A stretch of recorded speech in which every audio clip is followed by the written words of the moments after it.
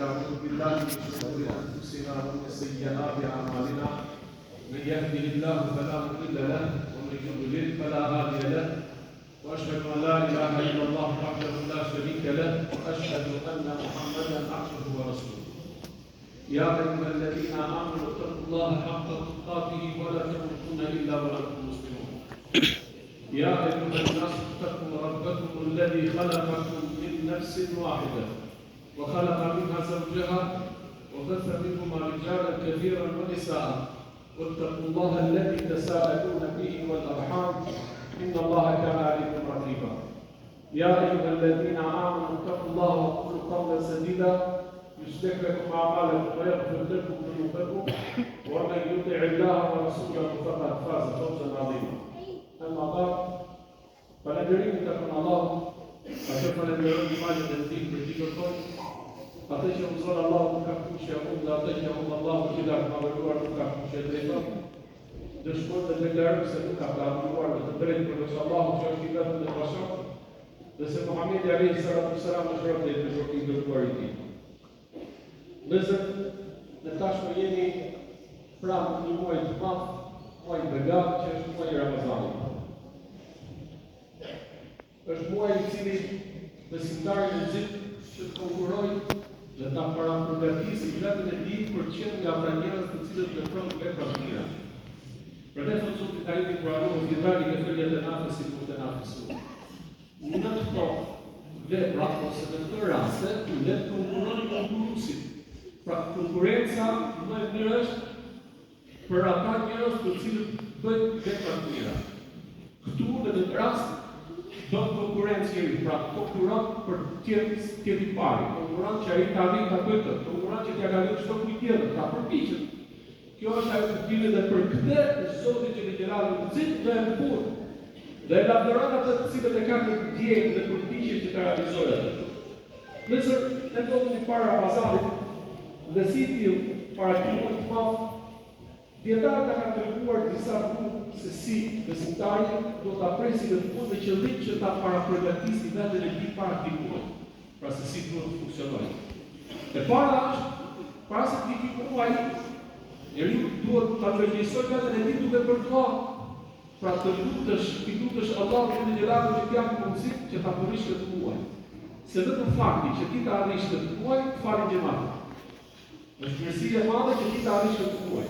Prandaj profeti Ali sallallahu alaihi wasallam thotë të lutet dhe bëhet dua me Allahu barik lana fi Rajab wa Sha'ban wa ballighna Ramadan. Të shrosu ty në një bekim në Rajab në Sha'ban do Zot ta bëj të mundur të arrijë në Ramazan. Sepse arritja e këtij muaji do thotë që është një hap I rëndësishëm dhe është një shpresë e madhe për ty që Allah të falë të gjinat. Ja, për flasim për muslimanët.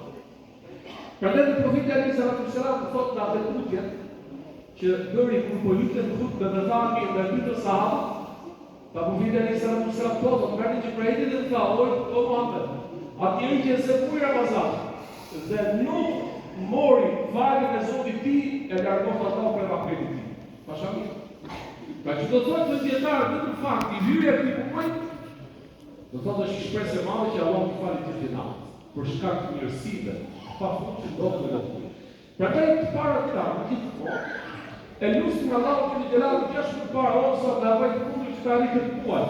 Por ai mundësi, ose ai mundësi që mund të kapi këtë muaj, do të zoj jetë dhe shtet. Se të zosh jetë dhe shtet në këtë muaj do thotë që ti në rrugën e Zotit është hap I rëndësishëm për të fituar rahmetin dhe mirësinë e Allahut të gjallë. Prandaj do të vjen e shef e muaj të Ramazan. Si vjen hadith profetit Ali sallallahu alaihi wasallam, është që besimtari thotë, o Allah, pra Allah është më I madhi, kur është e vënë, do thotë, o Allah, na mundësoj që të të na presi me qetësinë e besimit. Kjo han tjetë e qetë për vend të besimit. Shpëtim dhe në nështrim. Pra, shpëtojmë dhe të nështrim nga I tjerëzë. Dhe me sukses në atë që ti o Zotit e dëshiron dhe I kënaq prej saj. Pra, o Zot, pra o Johan, Zoti dhe jotë është Allahu të gjallë. Kjo është punë që bën njeriu kur është farë e Ramazanit. E rëndësishme. Është para është ti lutesh o Zot, e përgjegjëson veten, sepse në momentin kur ti lutesh o Zot, ma jep mundësi që të arrijë punë Ramazanit dhe ti vjen muaj Ramazanit siç vjen det, pra që do thotë, kur vjen muaj Ramazanit, ka një lloj të shpirtërore ndryshe nga ditët e tjera. Reflektimi dietar, ai i cili vjen muaj Ramazanit dhe nuk ka asnjë lloj ndjesie shpirtërore në veten e tij, ky s'e ka kuptuar këtë vlerë të madhe të muajit. E dyta është që në momentin që ti zë muaj Ramazanit, ju shozot faleminderit që ma dhe mundësi që unë kam jetë dhe gëzoj shmet që të të muaj të madhë. Pra ne këtë të djetarë të mëdhet, Imam Neawi Rahimullahu Ta'ala thot, ati njeri që Zoti ja përsërit një të mirë. Pra të jetë një të mirë, një të mirë, po ta Allahu Gjellat ta jetë dhe ta përsërit atë të mirë. Apo, sheh një keqi që Zoti të urti për e saj.